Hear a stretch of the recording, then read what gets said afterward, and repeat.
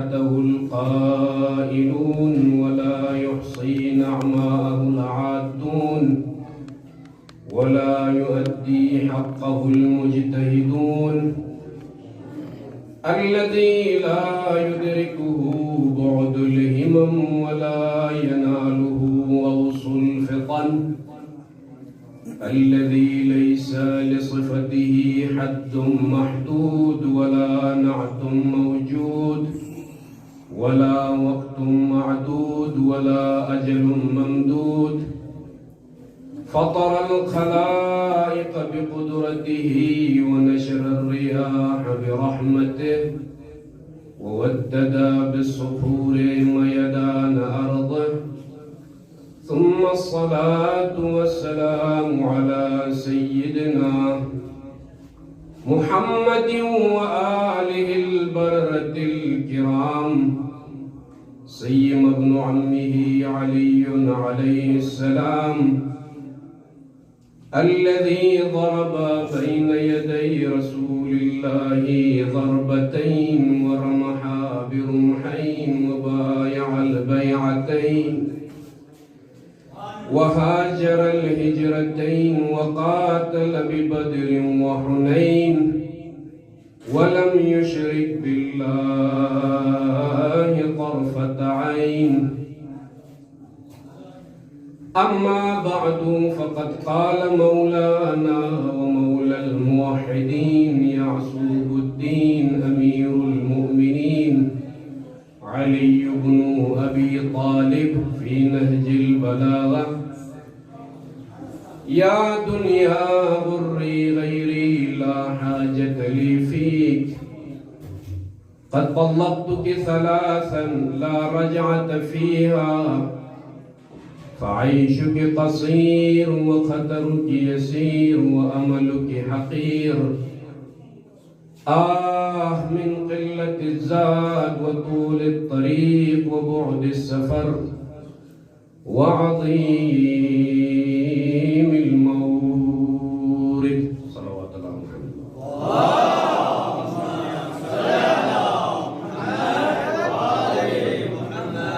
مدارس آيات خلت من تلاوته ومنزل وحي مغفر العرسات مدارس آيات خلت من تلاوته ومنزل وحي مغفر العرسات أرى فيئهم في غيرهم متقسما وأيديهم من فيهم صفرات فقال إمامنا الرضا عليه الصلاة والسلام يا دعبل الخزاعي عرج بنا إلى كربلاء أفاطم أفاطم لو خلت الحسين مجدلا وقد مات عطشانا بشد فراتي إذن للطمت الخد فاطم عنده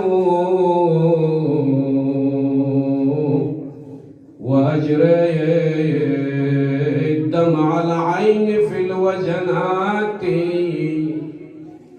أفاطم أفاطم قومي يا ابنة الخير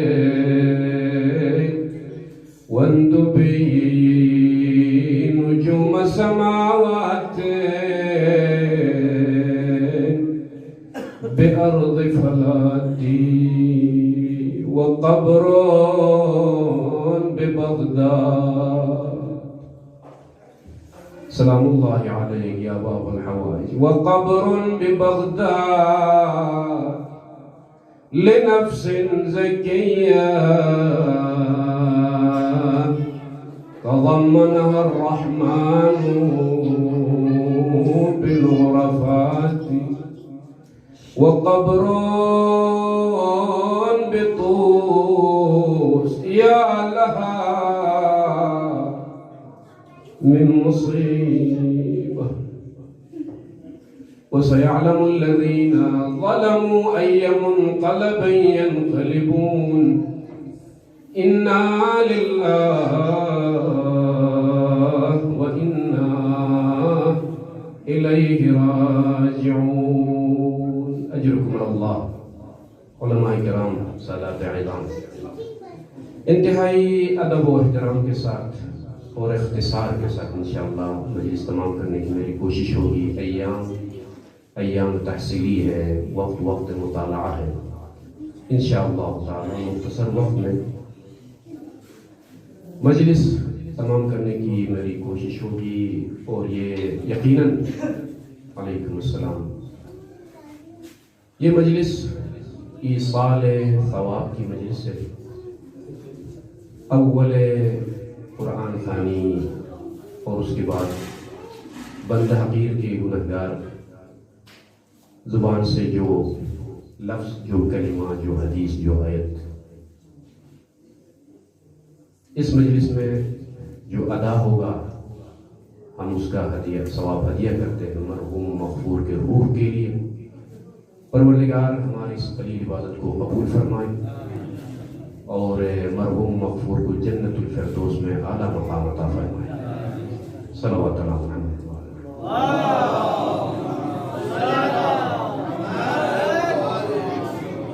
میرے دوستوں، میرے بزرگوں، حقیقت حال یہ ہے کہ ہر مناسبت کا ایک تقاضا ہوتا ہے. اسی تقاضے کے مطابق، اسی مقتضا کے مطابق گفتگو کرنا یہ خطیب کی ذمہ داری ہوتی ہے. تو عموماً اور عادتاً ایصال ثواب کی مجلسوں میں علماء کرام، سادات اعظام اور بزرگ خطباء کرام وعظ و نصیحت پر مشتمل گفتگو کیا کرتے ہیں. چونکہ موت کا تقاضا یہ ہے کہ انسان آخرت کا تذکرہ کرے اور آخرت کو یاد کرے، قبر کو یاد کرے، اپنی زندگی پر دوبارہ نظر ثانی کرے کہ جو ہے آخر میں نے زندگی کیسے گزاری ہے. تو ایک تذکر کا درس ہمیں ملتا ہے، مگر خود بندہ طوفان عصیان میں غرق ہو، وہ کیا واعظ و نصیحت کرے مگر تیمناً وتأسیاً للعلماء والاعلام والاساتذہ. کچھ کلمات نحو البلاغہ سے میں بیان کرنے کی کوشش کروں گا. ایک مختصر جملہ کلمات قصار میں ہمیں ملتا ہے کہ امیر کائنات مولا الموحدین علی ابن ابی طالب کا یہ مبارک قول، من ابطأ به عملہ لم یسرع به نسبہ. وہ انسان جسے اس کا عمل پیچھے کی طرف دھکیل دے، اس کا نسب اور خاندان اسے آگے نہیں بڑھا سکتا. یہ طے شدہ بات ہے. اور یہ کلام اپنے اطلاق کے ساتھ ہر انسان اپنے سامنے رکھے اور اس سے یہ درس لے لے کہ اگر عمل میرا کمزور ہے تو پھر میری دولت، میرا خاندان، میری شہرت، میری دنیاوی عزت مجھے آگے نہیں بڑھا سکتی. یہ طے شدہ بات ہے. لہذا کسی کو حق یہ نہیں پہنچتا کہ وہ ناز کرے کہ میرے پاس دولت ہے، میرے پاس شہرت ہے، میرے پاس بنگلے ہیں، میرے پاس گاڑیاں ہیں، میرے پاس فلان ہے، میرے پاس فلان.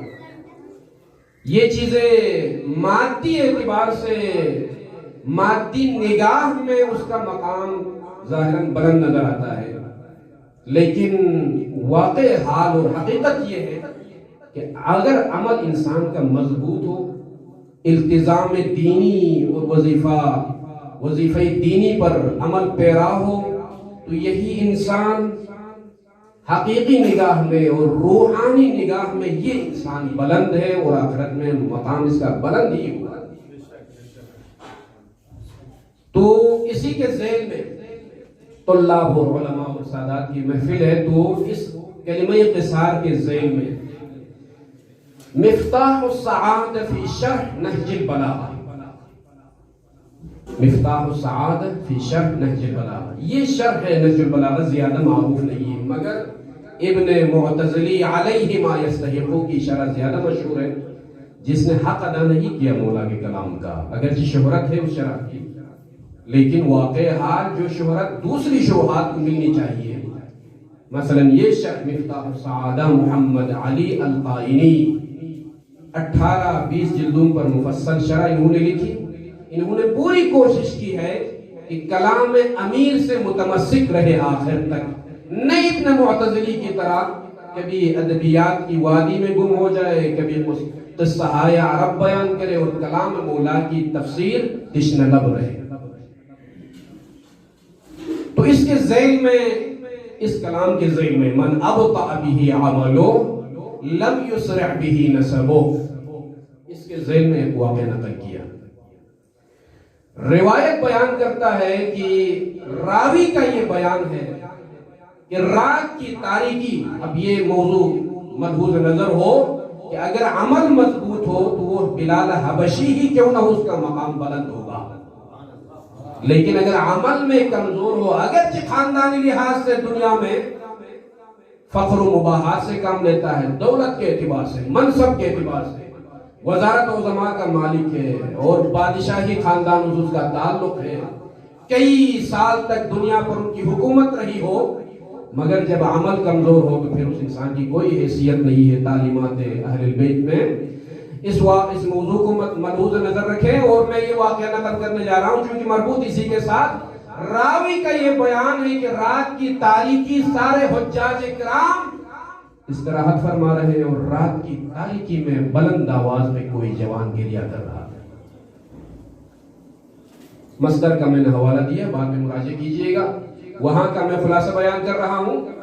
مفتاح السعادة في شرح نهج البلاغة في ذيل هذه الكلمة المختصرة المباركة لعلي بن أبي طالب ينقل هذا المصنف هذه الرواية ويقول راوی کا بیان ہے کہ رات کی تاریکی میں اچانک رونے کی آواز آئی اور سارے حجاج کرام اطراف کعبہ میں استراحت کر رہے ہیں.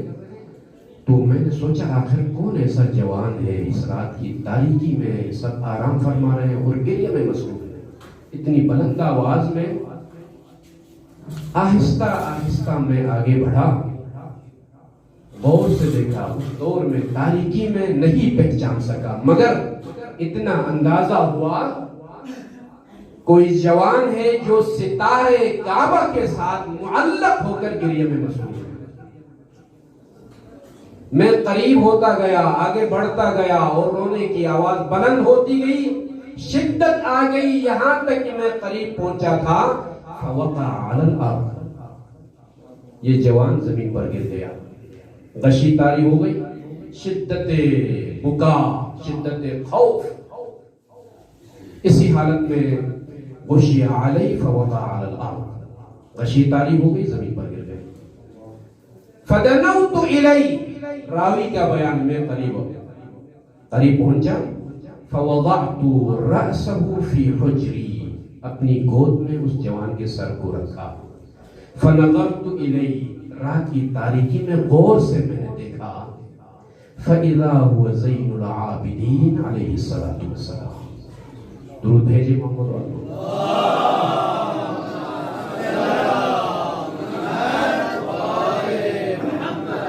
فبكيت وجرت دموعي حتى سقطت على وجهه. میں نے اس منظر کو دیکھا، سید ساجدین، زین العابدین، سید الساجدین، تمام شرافتوں کا مالک، عظمتوں کا مالک، خاندانی اعتبار سے، اخلاقی اعتبار سے. اس ہستی کی یہ حالت رات کی تاریکی میں، اس منظر کو میں نے دیکھا. امام کے چہرے اقدس کی طرف میں نے دیکھا، میں نے گریہ کیا، یہاں تک کہ آنسو میرے جاری ہو گئے اور آنسو کے قطرات سید الساجدین کے رخسار پر گرے. مضمون یہ ہے امام کے قول کا، من الذی، کون ہے اس وقت جو عاشق اور معشوق کے درمیان رکاوٹ بن رہا ہے. امام نے فرمایا عشق الہی میں غرق ہوں، راز و نیاز میں مصروف ہوں. من الذی، کون ہے اس تاریکی میں آ کر خالق اور مخلوق کے درمیان، عابد اور معبود کے درمیان، عاشق اور معشوق حقیقی کے درمیان رکاوٹ بن رہا ہے. تو راوی کا یہ بیان ہے کہ یبن رسول اللہ عبیدک الاسمعی، پست غلام، ناچیز غلام، عبیدک، فضل اہل علم تشریف فرمائے، عبیدک الاسمعی، ناچیز غلام، تیرا ناچیز غلام یبن رسول اللہ اسمعی ہوں. یبن رسول اللہ ما هذه البکا، کیا ہے یہ گریہ؟ وَأَنْتَ مِنَ الَّذِينَ نَزَلَ فِي شَأْنِهِمْ إِنَّمَا يُرِيدُ اللَّهُ لِيُذْهِبَ عَنْكُمُ الرِّجْسَ أَهْلَ الْبَيْتِ وَيُطَهِّرَكُمْ تَطْهِيرًا. اللهم صل على محمد وآل محمد. یا رسول اللہ، گریہ کی یہ کیفیت راز و نیاز اور خوف خدا جن کی شان میں آیتیں نازل ہوئی ہیں، جن کی شان میں آئے تطہیر نازل ہوئی ہو، وہ خوف خدا میں. ما هذا الجزاء وما هذه البكاء. اور آپ کا تعلق اس خاندان بنی ہاشم سے عمل میں، اخلاق میں، شرافت میں، عظمت میں کوئی مثال نہیں ملتی. بلکہ میں رک کر امام کے جواب سے پہلے اس ہستی کے وہ فضائل میں بیان کروں جن کی طرف مکہ معظمہ حجاج کرام کا وہ رش اور ازدحام اور بنی امیہ کا حاکم بھی پہنچا ہوا ہے بیت الحرام کے قریب، مسجد الحرام کے قریب. اور اسی اثناء میں جب اس کو جگہ نہیں ملی طواف کے لیے، حجر اسود کے طواف کے لیے، اسی اثناء میں ایک جوان داخل ہوا تھا. تو وہ مجمع کی نگاہ جب اس جوان کی ہیبت اور جلالت پر پڑی تو مجمع خود منتشر ہوا تھا. سید الساجدین آگے بڑھے اور حجر اسود کا طواف کیا تو کسی شامی نے کہا تھا ہشام ابن حکم سے، من ہذا، یہ کون ہے؟ تو جواباً تجاہل عارفانہ سے کام لیتے ہوئے کہا تھا اس لعین نے، ما عارفہ، میں نہیں جانتا. تو وہاں پر شاعر اہل بیت ابو فرزدق نے کھڑے ہو کر کہا تھا، اے شامی، آپ نے سوال کیا ہے ہشام سے اور اس کا جواب یہ ہے کہ ما عارفہ، انا اعرفہ، میں پہچانوانا چاہتا ہوں یہ کون جوان ہے. جواب میں کہا تھا ھذا الذی، یہ جوان، اس کے بارے میں تجاہل عارفانہ سے کام لیتے ہوں، ما عارفہ، میں نہیں جانتا. ارے یہ وہ جوان ہے، ھذا الذی تعرفہ البطحہ وطأتہ والبیت یعرفہ والحل والحرم. تو نہیں جانتا اس کو؟ یہ وہ ہے کہ اس کی خاک قدم کی معرفت زمین بطحہ کو حاصل ہے، مقام حل بھی جانتا ہے، مقام حرم بھی جانتا ہے. تو نہیں جانتا ہے، ما عارفہ انا اعرفہ. استمع جیداً، غور سے سنو. مرتجلاً شعراء کرام ذوق ادب رکھنے والوں کی خدمت میں عرض کروں گا، آپ کی شاعری کے لیے ممکن ہے 1 مہینے بھی لگ سکتی ہے، سال بھی لگ سکتی ہے، وقت اتنا لگ سکتا ہے شاعری کے لیے ممکن ہے کئی گھنٹوں کے بعد کہیں جا کے 10-15 ابیات پر مشتمل آپ کلام پیش کریں گے. مگر کمال ہے اس شاعر کا، فرزدق اور ابو فراز کا، کہ مرتجلاً شاید 24 یا 25 بندوں پر مشتمل اسی محفل میں کھڑے ہو کر سید الساجدین کی خدمت میں اور ان کی شرافت اور عظمت کو بیان کیا. حاکم شام کو یہ منقبتیں سنائی اور کہا ھذا الذی تعرفہ البطحہ وطأتہ والبیت یعرفہ والحل والحرم ھذا ابن فاطمہ ان کنت جاہلا. سن لو، یہ فرزند ہے سیدۃ النساء العالمین جناب فاطمہ کا فرزند ہے. وَبِجَدِّهِ انبیاء اللہ قد ختموا، اور یہ وہ ہستی ہے کہ جن کے جد پر سلسلہ انبیاء اختتام ہوتا ہے. یہ طاہر بھی ہے، نقی بھی ہے، تقی بھی ہے، رضی بھی ہے۔ یہ ہستی جس کے بارے میں تمہارا یہ کہنا کہ ما عارف ہوں، اور سخاوت بڑے لمبے ابیات ہیں اور طویل کلام ہے، مگر ان تمام کی طرف میں نہیں جاؤں گا۔ مگر اگر اس جوان کی سخاوت کے بارے میں پوچھنا چاہتے ہو، ما قال اللہ قط الا فی تشہدہ لولا التشہد لکان اللہ نعم۔ کبھی کسی سائل کے جواب میں اس جوان نے کبھی لفظ لا استعمال نہیں کیا ہے۔ کسی سائل اور محتاج اور فقیر کے سوال میں اس جوان نے کبھی لفظ لا استعمال نہیں کیا ہے، مگر ایک مقام پر لفظ لا سے کام لیا ہے، وہ ہے تشہد۔ جہاں پر توحید کا اظہار کرنا ہو وہاں غیر اللہ کی نفی کے لیے لفظ لا استعمال کیا ہے۔ اللہ کی قسم اگر تشہد نہیں ہوتا لفظ لا بھی نعم میں بدل جاتا۔ صلوات اللہ۔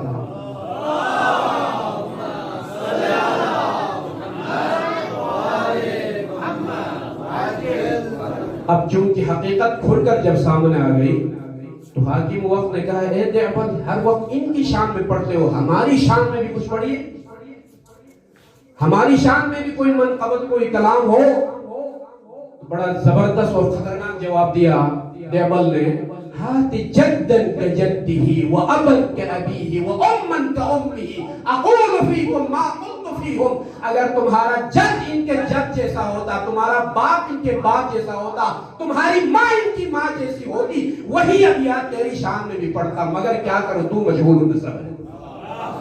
صلوات اللہ۔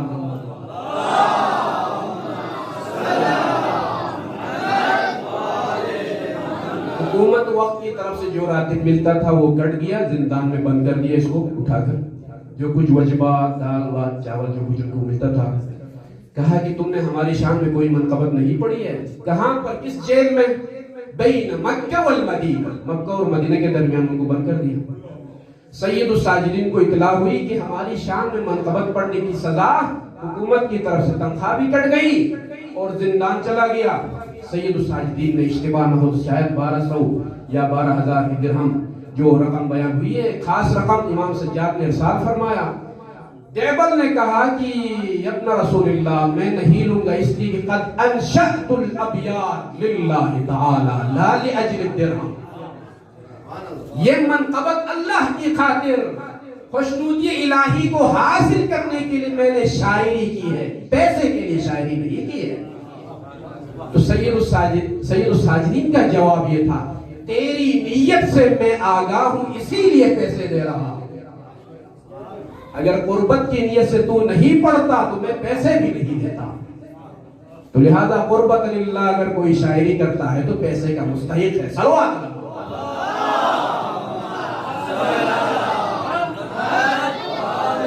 تو ان فضائل کا مالک امام رات کی تاریکی میں گریہ میں مصروف ہے۔ اسمعی کا بیان ہے فبکیت۔ ان فضائل کا مالک انسان غشی طاری ہو گئی، زمین پر گر گیا خوف خدا میں، فبکیت۔ تو سید الساجدین جب ہوش میں آ گئے میں نے کہا یا ابن رسول اللہ ما هذا الجزاء وما هذه البكاء وانت ابن رسول اللہ۔ آپ لوگوں کی شان میں آیتیں نازل ہو گئی۔ تو سید الساجدین کا جواب وہ جملہ جو شروع میں نے نقل کیا نہج البلاغہ سے، من ابطأ به عمله لم يسرع به نسبه۔ اس کلام سے کلام امیر المومنین کی آپ تفسیر کیجئے کہ مولا امام سجاد نے فرمایا اے اسمعی سن لو، ان اللہ سبحانہ وتعالی خلق الجنت لمن اطاعہ۔ پروردگار نے جنت کو خلق فرمایا ہے اس انسان کے لیے جو اس کا مطیع ہو۔ وَخَلَقَ جَهَنَّمَ لِمَنْ عَصَى۔ جہنم اللہ نے خلق فرمایا اس انسان کے لیے جو اس کا عاصی اور گناہگار ہو۔ مطیع انسان جنت کا مالک ہے، وَلَوْ كَانَ عَبْدًا حَبَشِيًّا۔ اگرچہ حبش کا کوئی غلام ہی کیوں نہ ہو، اگر مطیع اللہ ہے تو جنت کا مالک وہی ہے۔ اور اگر گناہگار ہے تو وہ جہنم کا مستحق قرار پائے گا وَلَوْ كَانَ سَيِّدًا عَرَبِيًّا أَوْ هَاشِمِيًّا. اگرچہ خاندانی اعتبار سے شریعت کا حکم ہے سادات کا احترام کرنا فضل ہے، شرف ہے، عظمت ہے، مگر عمل میں اسلام کی نگاہ میں فرق نہیں ہے تو جہنم کا مستحق قرار پائے گا. اگر ایمان باللہ، الاطاعہ للہ، اگر ان چیزوں سے انسان خالی ہے. صلوات اللہ محمد وآلہ.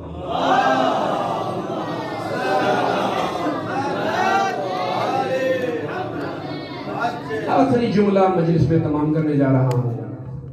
سرنامہ کلام میں خطبے کے بعد میں تفسیر میں نہیں جاؤں گا مگر ترجمے پر اکتفا کروں گا. یا دنیا غری غیری لا حاجت لی فیک. راوی کا یہ بیان ہے کہ رات کی تاریکی میں، یہ سید الساجدین کی کیفیت تھی اور ان کی جد کی کیفیت دیکھیے، ملاحظہ کیجئے.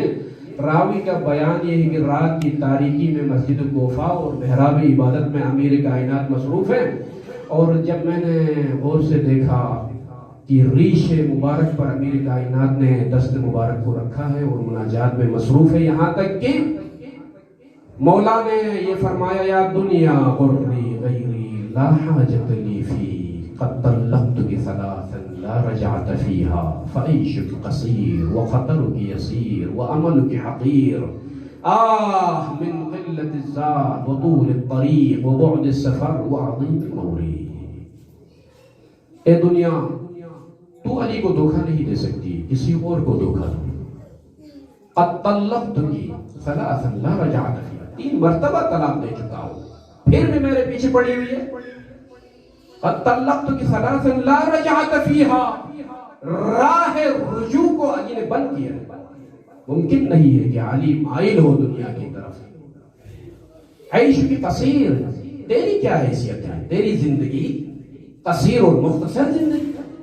علی اس مختصر زندگی کے پیچھے پڑ جائے، اسی کو سنورنے کے پیچھے پڑ جائے، اور وہ دائمی حیات ابدی اس سے میں غافل ہو جاؤں. عیش کی قصیر، خطر کی یسیر، وعمل کی حقیر. تجھ سے امیدیں وابستہ رکھنا، ایک حقیر چیز سے امیدیں وابستہ رکھنا. من قلت الزاد، تو شیر راہ امیر کائنات افضل الاوصیاء، خاتم الاوصیاء کے پاس کم ہے. من قلت الزاد وطول السفر، جس سفر کو علی نے طے کرنا ہے، بڑا طویل سفر پہ جانا ہے.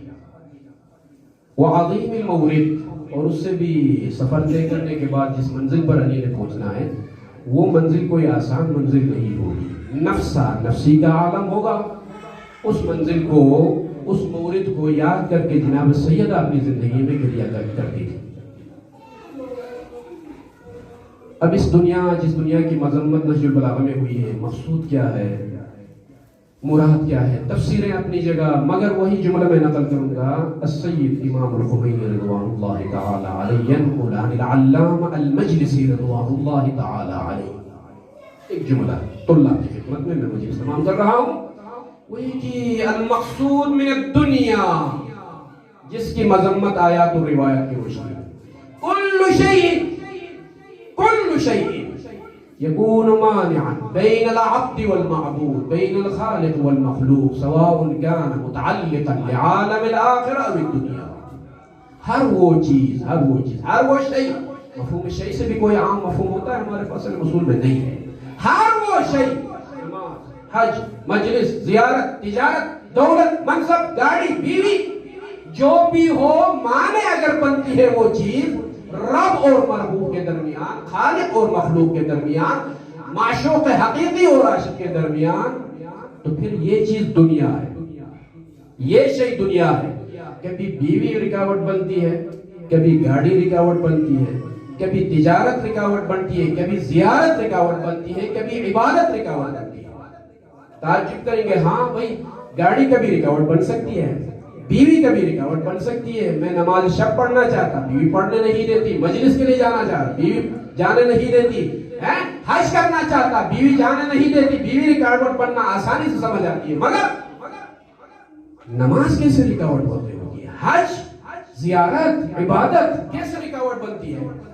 جواب یہ ہے کہ اگر عبادت ہو تو رکاوٹ نہیں بنے گی، مگر شکل میں عبادت ہو، اندر سے ریاکاری ہو تو یہ عبادت نہیں ہے، رکاوٹ ہے۔ صلوات اللہ محمد و آل محمد۔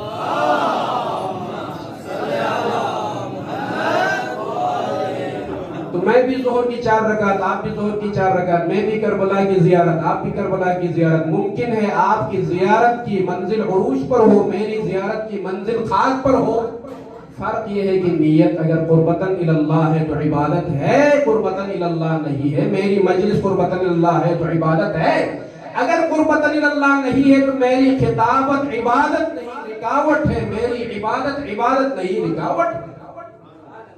یہ ہے دنیا۔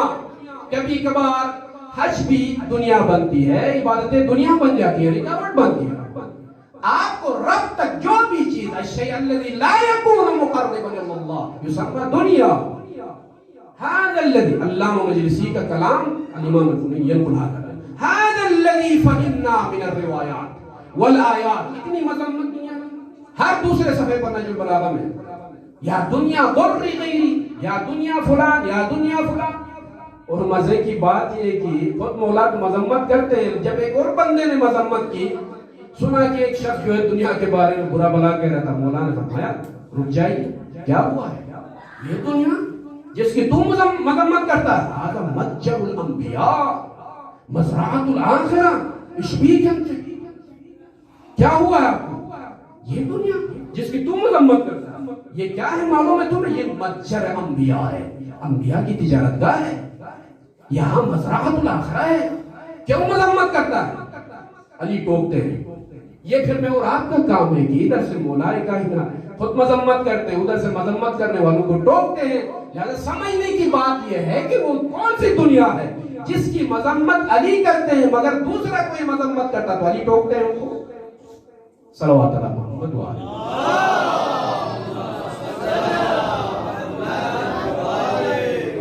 میں مجلس کو یہی روک رہا ہوں، ثواب کی خاطر مسائل کے 2 جملے چونکہ ایام تحصیلی میں نے وعدہ کیا ہے، اختصار کے ساتھ مجلس پڑھوں گا، مگر ایصال ثواب کی مجلس سے میرے دوستوں، میرے عزیزوں، آپ ایسی عبادت میں مصروف ہیں، یہ مجلس عذاب۔ میں ایک جملہ کہا کرتا ہوں، میرے خیال میں یہ دوسری مرتبہ میں تکرار کر رہا ہوں یہ جملہ مصائب کے لیے تمہیداً، ایسی عبادت میں آپ مصروف ہیں، میں اور آپ مصروف ہیں، آپ سن رہے ہیں، میں بیان کر رہا ہوں، اور اب جو ہے گریہ بھی کریں گے۔ یہ وہ عبادت ہے جس کو انجام دینے والوں کے لیے امام صادق رئیس مذہب جعفری الامام صادق علیہ السلام، صلوات اللہ محمد و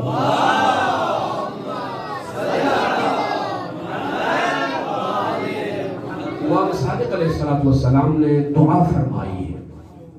کسی واجب عبادت کے بارے میں ایسی دعا کا جملہ ہمیں نہیں ملتا، مگر یہ وہ عبادت کہ گریہ میں مصروف، عزائے حسین ابن علی میں مصروف ہونا، یہ وہ عبادت ہے کہ راوی کا یہ بیان ہے کہ میں انتظار کرتا رہا یہاں تک کہ امام جعفر صادق علیہ السلام سر اقدس کو سجدے میں رکھ کر فرمایا کرتے تھے، اللہم ارحم تلک الصرخہ التي كانت لنا، پروردگارا اس چیخ پر اپنی رحمت نازل فرما جو چیخ ہماری مصیبت پر بلند ہوتی ہے۔ کتنی عظیم عبادت ہے میرے دوستو، اجرکم اللہ۔ اگرچہ ایک مرحوم کی ایصال ثواب کی مجلس کے لیے آپ جمع ہو گئے ہیں، مگر میں عرض کرتا ہوں کہ جو سوگوار ہیں ان کی خدمت میں جب بھی کسی شے پر گریہ کرنا ہو تو حسین ابن علی پر گریہ کرو، اس لیے کہ میرے غریب دوست امام ضامن امام رضا علیہ السلام نے ریان ابن شبیر سے فرمایا تھا، یا ریان ان كنت باقیا علی شیء فابکی للحسین، اجرکم اللہ، اجرکم اللہ۔ اے ریان اگر گریہ کرنا ہو کسی بھی شے پر، اگر باپ کی جدائی پر گریہ کرنا ہو، بھائی کی جدائی پر گریہ کرنا ہو، اولاد کی جدائی پر گریہ کرنا ہو، کسی بھی مصیبت پر گریہ کرنا ہو، تو میرے جد مظلوم کربلا پر گریا کرنا۔ امام رضا علیہ السلام نے فرمایا ابن شبیب آپ کو اندازہ ہونا چاہیے کہ کتنی بڑی مصیبت آئی حسین پر، ان یوم الحسین قد اقرہ جفوننا، یوم حسین یوم کربلا، مصیبت کربلا کی وجہ سے ہم اہل البیت کی آنکھیں زخمی ہو گئی۔ اجرکم اللہ اجرکم اللہ۔ اختصار کے ساتھ دعبل نے بھی، میں نے اشارہ کیا سرنامہ کلام میں، دعبل نے بھی امام رضا کی خدمت میں جب فضائل اہل البیت مدارس و آیات خلت من تلاوت فضائل جب بیان کیا تو امام نے تقاضا کیا یا دعبل عرج بنا الى کربلا، ذرا کربلا کی طرف لے کر جائیے ہم۔ فتوجہ ظاہراً جنت البقیع کی طرف متوجہ ہو کر فرمایا تھا یا فاطمہ قومی فاندبی، آسمان کے چمکتے ہوئے ستارے خاک کربلا پر پڑے ہوئے۔ اجرکم اللہ۔ اشارہ کروں گا کربلا میں ارباب منبر نے، اہل ارباب مقاتل نے تقابل سے کام لینے کی کوشش کی ہے کہ کیا علی اکبر کی مصیبت عظیم تھی یا قمر بنی ہاشم ساقی عطاشہ کربلا مولا ابو الفضل عباس کی مصیبت عظیم تھی؟ مگر دوستو میں فیصلے کے مقام میں نہیں ہوں، ہاں اتنا اندازہ ہوتا ہے کہ جب علی اکبر کی ندائی ہے مقتل سے تو حسین کی بینائی کمزور ہو گئی، مگر جب نہر القما سے صدا آئی ہے تو فرمایا حسین نے عباس انکسر ظہری عباس۔ حسین آگے بڑھے ہیں القما کی طرف، اختصار کے ساتھ میں آگے بڑھ رہا ہوں، آگے کی طرف بڑھے ہیں تو یہاں پر سید حیدر حلی کا ایک مفصل لوحہ ہے۔ سید حیدر حلی رضوان اللہ تعالی علیہ فرماتے ہیں حسین کی کیفیت بیان کرتے ہوئے کبھی القما کی طرف دیکھتے ہیں، کبھی مخیم کی طرف دیکھتے ہیں۔ اجرکم اللہ۔ ایک قیمتی جملہ یہ ملتا ہے کتب میں کہ قمر بنی ہاشم جب فرات کی طرف گئے ہیں، وہ مرکزی راستہ جہاں پر 4000 پر مشتمل لشکر کا پہرا تھا، قمر بنی ہاشم اس لشکر کے درمیان سے راستہ نکال کر نہر فرات میں داخل ہو گئے۔ مگر اللہ کی قسم بڑی ذمہ داری سے یہ جملہ نقل کرنے جا رہا ہوں، جب واپس ہوئے ہیں مشق میں پانی بھر کر، مرکزی راستہ چھوڑ کر ایک مخفی راستے سے چھپتے ہوئے خوف کی حالت میں مخیم کی طرف آگے بڑھ رہے ہیں۔ یہاں پر شہید بزرگوار استاد مرتضی مطہری فرماتے ہیں آخر پوچھئے جاتے ہوئے دلیری کے ساتھ شجاعت کے ساتھ نہر القما کی طرف گئے، مگر واپس ہوتے ہوئے ایک خوفزدہ انسان جس طریقے سے چھپ چھپ کر راستوں سے نکلنے کی کوشش کرتا ہے، اسی انداز میں قمر بنی ہاشم واپس ہوئے۔ میرا جواب یہ ہوگا جاتے ہوئے عباس کے ہاتھ میں نیزہ یا تلوار جنگ کے سامان تھے، مگر جب واپس ہوئے تو عباس کی جان سے بھی قیمتی چیز سکینہ کا مشکیزہ تھا جو حفاظت کرتے ہوئے اسی خوف میں واپس ہوئے کہ یہ پانی کہیں نہ گرے۔ مگر اللہ کی قسم بڑے اختصار کے ساتھ جب حسین پہنچے ہیں نہر القما، جب صدا آئی ہے تو مختلف روایات اپنی جگہ، مگر حسین نے جب حرکت دی ہے قمر بنی ہاشم کو اٹھانے کی کوشش کی ہے تو قمر بنی ہاشم نے فرمایا آقا مجھے چھوڑیے، لا تحملنی الی المخیم، مخیم کی طرف نہ لے جائیے۔ حسین نے فرمایا اے قمر بنی ہاشم آخر وجہ کیا ہے؟ تو قمر بنی ہاشم نے یہی فرمایا تھا انی مستحن من ابنتک الصغیرہ، مجھے شرمندگی کا احساس ہوتا ہے، سکینہ انتظار کر رہی ہے، خالی ہاتھ عباس میں کیسے جاؤ؟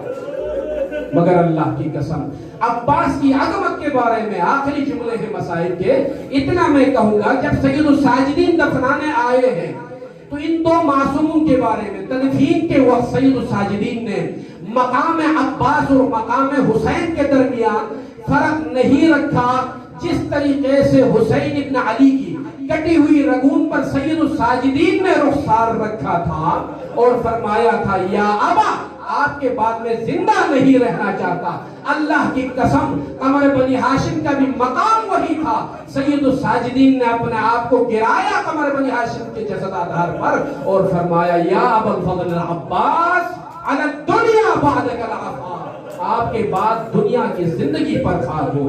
اللہ کی قسم یہی منظر علی اکبر کے بارے میں بھی ملتا ہے کہ جب کربلا سے مقتل سے جب آواز بلند ہوئی، امام حسین علیہ السلام جب آگے بڑھے ہیں، فوضع خدہ علی خدہ، حسین نے اپنے رخسار کو جوان بیٹے کے رخسار پر رکھا اور فرمایا علی الدنیا بعدک العفا، یا علی لقد استرحت من ہم الدنیا وغمها، اے علی اکبر آپ تو اس دنیا کی مصیبتوں سے آپ رخصت ہو گئے، مگر تیرا بابا اس کربلا کے میدان میں یکا و تنہا ہے۔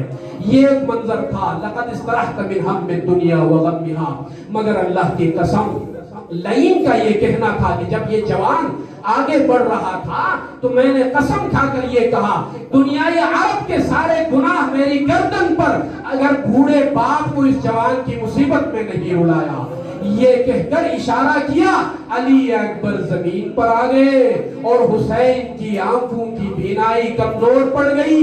یا علی کہتے ہوئے مقتل کی طرف آگے بڑھے، مگر مجھے یہ نہیں سمجھ میں آتا کہ یا علی کہتے ہوئے علی اکبر کو صدا دی یا نجف میں بابا علی کو سيعلم الذين ظلموا إنا لله وإنا إليه راجعون اللهم اهدنا هدى المهتدين وارزقنا اجتهاد المجتهدين ولا تجعلنا من الغافلين واغفر لنا يوم الدين۔ پروردگار ہماری اس مجلس کو قبول فرما، ہماری اس قلیل عبادت کو قبول فرما۔ پروردگار مرحوم مغفور کی مغفرت فرما، ان کے تمام گناہان کے بر و صغیر کو معاف فرما۔ پروردگار جو ان کے اس مرحوم کے غم میں سوگوار ہے، وہ اجر عطا فرما، وہ مقام عطا فرما جس اجر کا وعدہ صابرین کے لیے آپ نے 70 مقامات سے زائد مقامات پر قرآن میں وعدہ کیا ہے۔ پروردگار وہ اجر صابرین اس مرحوم کے جو سوگوار ہیں ان کو عطا فرما۔ پروردگار دین حنیف اسلام کو سمجھنے کی توفیق عطا فرما، طاعت کی توفیق عطا فرما، فہم دین کی توفیق عطا فرما، خدمت مذہب اہل البیت کی توفیق عطا فرما۔ پروردگار ہماری تمام عبادات میں اخلاص کے ساتھ عبادات انجام دینے کی توفیق عطا فرما۔ علم دین سے مزین ہو کر، علم عمل سے مزین ہو کر دین حنیف اسلام مکتبہ اہل البیت کی خدمت کی توفیق عطا فرما۔ تمام اعمال کی قبولیت، مرحوم مغفور کی مغفرت کی نیت سے 3 مرتبہ باوعدہ بلند صلوات۔